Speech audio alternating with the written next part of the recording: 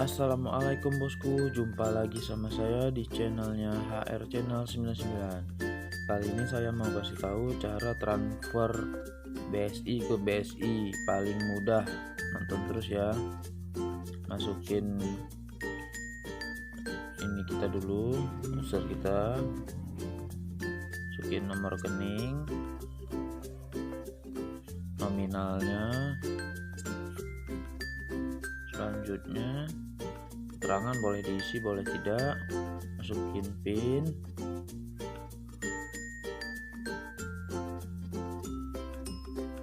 namanya Ayu, selanjutnya